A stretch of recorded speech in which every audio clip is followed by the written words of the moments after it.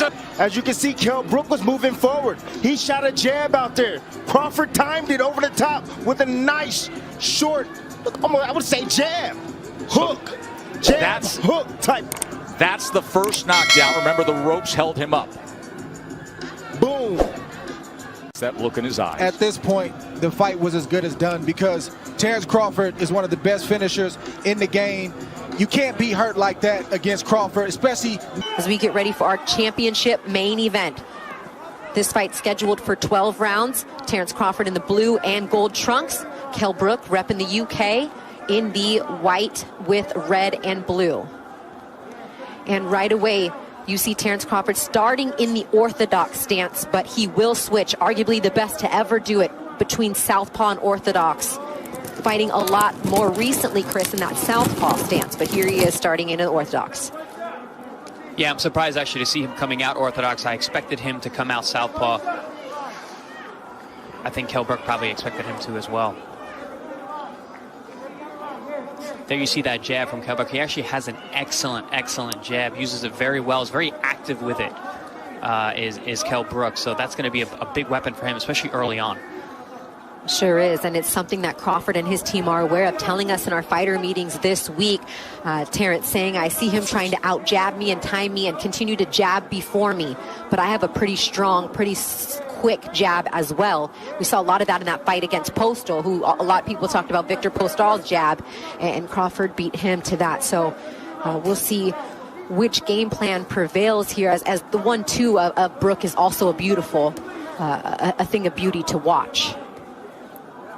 Now, speaking about jabs, one of the big parts of a good jab is being long, and Terence Crawford has a 74-inch reach advantage for a welterweight, which is unheard of. Yeah, and only a 5'8" welterweight. Exactly, yeah. We talked about Brook's resume, getting him to this point. Some people saying the best opponent that Crawford has faced, being that he beat Sean Porter to win that welterweight world title in 2014. Moved up to 160, fought Gennady Golovkin, lost. Errol Spence was his last fight at 147, lost the IBF title there back in 2017. Is he still a high-class caliber fighter as he was then, racking up 3 wins since that Errol Spence loss? Or has Father Time taken its toll on the 34-year-old and on his face, albeit orbital fractures in both sides, coming off the losses to Gennady Golovkin and Errol Spence? Kell Brook doing a good job, landed some nice, hard, solid jabs so far. Has been able to out-jab the longer Terence Crawford in this first round. There it is. There's another strong jab from Kell Brook early. But staying orthodox. Something Kell Brook has to be careful of is a lot of times he overthrows his punches. Sometimes it gets tall, leaving himself open. Look for Terence Crawford to come over the top at times. Kell also saying, I can switch too, and I may implement that in my game plan as well, as you see now, but Crawford going southpaw. Yeah, we've seen Kell switch sides and fight out of the south position nice quite well. Good luck. Lead left hook from Kell Brook in the last 10 seconds here of round 1. And a good body jab. Terence Crawford coming off the longest layoff of his. Tick for tack. Very, very tactical from the outset. I think both been fighting with a lot of respect for the other. Do you think that Kell Brook looks that much bigger than Bud tonight? I know size was a big thing that we talked about leading up. I do see him being bigger. You know, I understand him being a bigger guy. I don't think it's going to be that important as you know, Kell has been talking about all week. You know, at the end of the day, skills pay the bills, and this fight's not going to come down to who's the bigger man. Yeah, that seems to be what Kell. Well, that was his narrative that he was pushing. I'm bigger, I'm stronger. He hasn't seen anybody my size. That was his narrative that he pushed the whole time. And a little surprising, honestly, because I don't think he's the kind of guy who fights using his size that much. He's very quick, he's explosive, he's a good counterpuncher, he's a good jab. He's not a physically, you know, demanding pressure fighter who's going to use his physical. It helps him to kind of create his range and where he wants to let his shots go, and it's also got Crawford thinking.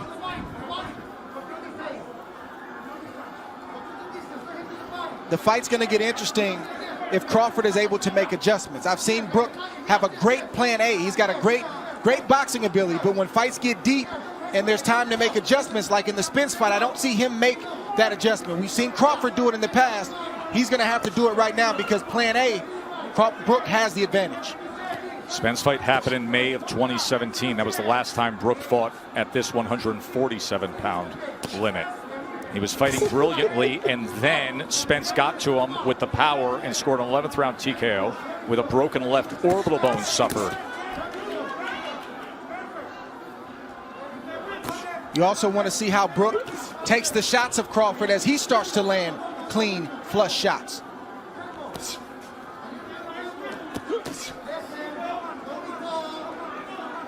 Right now it's a battle of patience. Neither fighter can afford to make a mistake, and as you see, Brook stepped in just a tad bit, and Terence had combinations waiting on him. Just fired off a right uppercut, did Kell Brook. Brook has every punch in his arsenal. He has a strong left hook. He also has a straight right hand and a beautiful uppercut. And as you can see, his jab is giving Terence Crawford problems, and Terence goes southpaw. Crawford switches for one of two reasons. Either he sees something, or what he was doing in the right-handed stance wasn't working. What do you suspect here, Dre? I think the latter is true. The right-handed stance wasn't working, and he wants to see if he can get something going. Girth or size to push him. And this is men's pound for pound #1. Terence Crawford against Kell Brook. Now, if you notice, we got a great view right here looking at the feet. We're seeing a southpaw orthodox, and you're seeing both men battling for that outside position. That's very, very important when you are fighting an opposite stance, to make sure that you have the outside position. That's the dominant position when you're fighting an opposite stance. See that what happened just there. Kell Brook pulling back with his chin up in the air. That's where he really needs to be careful with the reach and the timing of Terence Crawford as you're pulling away. Crawford giving him a different look here, starting this round for the first time in the fight as a southpaw. The first 2 rounds were as orthodox as used. Take a look at some of the punch stats. A 36% clip landed for Kell Brook. About the same amount of punches thrown there, and that right strong hand jab from Crawford in this southpaw position is where he's very comfortable with that. His strongest hand out in front, as you see him throw it there to the body and then doubling it up back up top. Yeah, he definitely seems to be way more comfortable out fighting out of southpaw stance. We've seen it more in recent years, him starting fights from that, fighting entire fights out of the southpaw position. Which is why I'm surprised he's always still listed as an orthodox fighter, because as of late, just to your point, he's done so much work. If you kind of logged the minutes, I know CompuBox doesn't keep track of those things, they keep track of punches, but I think it's fair to say more as a southpaw than an orthodox. But yeah, I think at this point, if we were going to check the residency of his righty versus southpaw, I think you're right. I think we probably consider southpaw at this point. Stop, I got you. And for an opponent, Chris, what kind of challenges does that pose, especially in your preparation? I mean, you're trying to bring in guys that have both stances. You're trying to make adjustments on the fly in the ring. Well, that's the thing about training camp. You have a finite amount of time to work on specifics for the craft, for the actual fight in front of you. So with Terence Crawford, you have to prepare for 2 guys. You know, so it makes it that much more difficult. You know? 2 nice right hands there from Kell Brook. Things starting to heat up here in round #3. Terence Crawford in the States before the bell, a minus 1,100 underdog, meaning you'd have to bet $1,100 on Terence Crawford to win 100. Chris and I were talking about, you know, earlier in the week, it was 7-1 odds. We were like, wow, I can't believe Brook is that much of an underdog. He doesn't look it here yet through 3 rounds, but Crawford's starting to get his respect. That strong right jab, having some success here in round 3 in that, southpaw position. For the people at home, they might not think a whole lot is going on, but there is a tremendous amount of tactical work from both men right now. Nice right hand there from Brook, and a counter from Bud. All these shifts and movements and feints. Big right hand from Crawford at the 10-second mark in round 3. Things are heating up here. Nice combination from Crawford. You know, and I did see a number of things that Kell Brook does that actually falls right into the hands of Terence Crawford. I was hoping that he was going to come in here understanding that. Seems like he has so far, but as the rounds go on, more of who you are starts to show up. Back in the southpaw stance as he started round 3. Again here in round 4, there's a minor little swelling abrasion on the right eye of Crawford as he gets tagged, as I say that, by a left hand of Kell Brook. Their heads sliced together at some point too. I think both. That will put him in a safe position to let his combinations go. Beautiful right hand. the champ gets to him. Get over here. Just like that. Get over here. Terence Bud Crawford hits the 6, gas. 7. Hey, come to me. Come to me. You all right? Yeah. Give you a chance. One of the best closers in the game. 27 knockouts in his career. Do we have 28 right here? This fight is over. Thundering in. Look at Crawford. Vicious attack to close it. No. And he stares at. As you can see, Kell Brook was moving forward. He shot a jab out there. Crawford timed it over the top with a nice, short, I would say jab, hook, jab, hook type. That's the first knockdown. Remember, the ropes held him up. Boom. That look in his eyes. At this point, the fight was as good as done because Terence Crawford is one of the best finishers in the game.